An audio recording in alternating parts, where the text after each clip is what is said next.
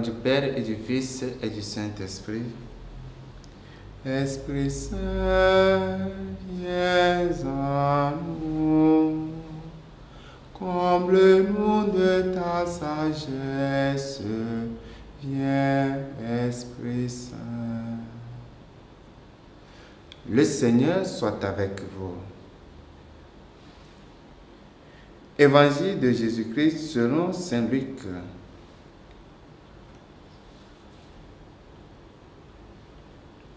En ce temps-là, Jésus quitta la synagogue de Capharnaüm et entra dans la maison de Simon. Or, la belle-mère de Simon était oppressée par une forte fièvre, et on demanda à Jésus de faire quelque chose pour elle. Il se pencha sur elle, menaça la fièvre, et la fièvre la quitta.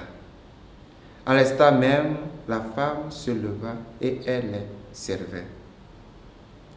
Au coucher du soleil, tous ceux qui avaient des malades atteints de diverses infirmités les lui amenèrent. Et Jésus imposa les mains à chacun d'eux, les guérissait.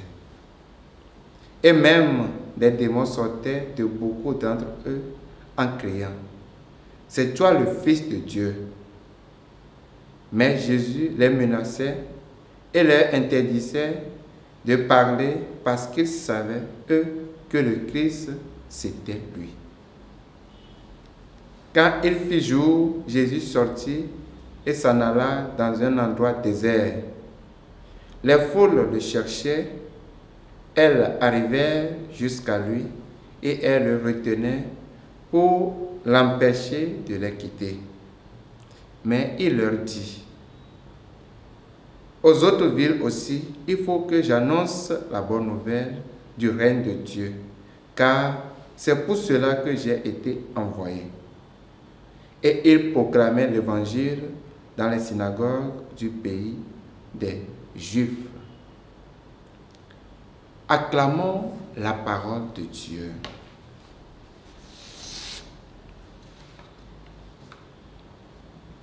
Aujourd'hui, l'Église, notre mère, nous donne l'occasion de faire mémoire de Saint Grégoire. Les textes soumis à notre méditation sont riches d'enseignements. En effet, dans l'Évangile, nous voyons les foules qui tentent de retenir Jésus, car elles ont reconnu en lui une source de vie et ne voulaient pas le perdre. Mais lui, ne voulant pas rentrer dans leur jeu, leur dit: il faut que j'aille aussi dans les autres villes pour leur annoncer la bonne nouvelle du royaume de Dieu, car c'est pour cela que j'ai été envoyé. En effet, il n'est pas venu pour quelques-uns, mais pour tout le monde, et personne ne peut se l'accaparer. Personne ne peut l'utiliser à son propre profit, car il se fait source de vie pour tout le monde. Cela est d'autant plus important pour nous, car à sa suite, nous devons porter le message de la bonne nouvelle autour de nous.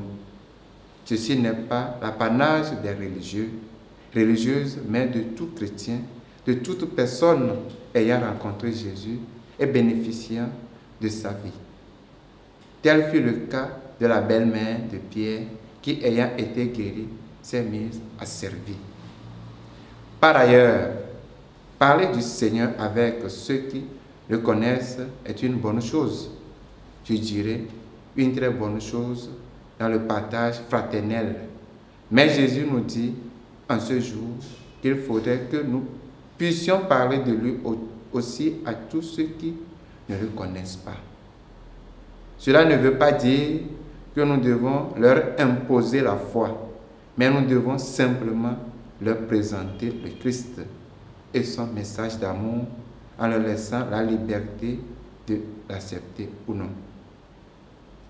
Mais le faisons-nous ou nous le gardons pour nous seuls en nous contentant d'aller le recevoir à la messe et à le prier dans notre coin?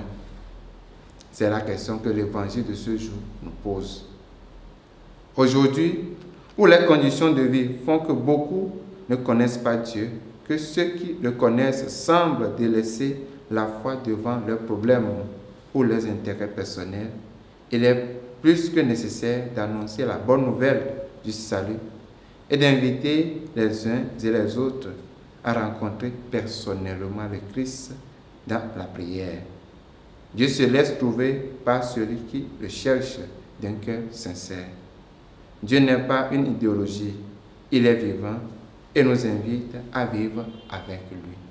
Loué soit Jésus-Christ.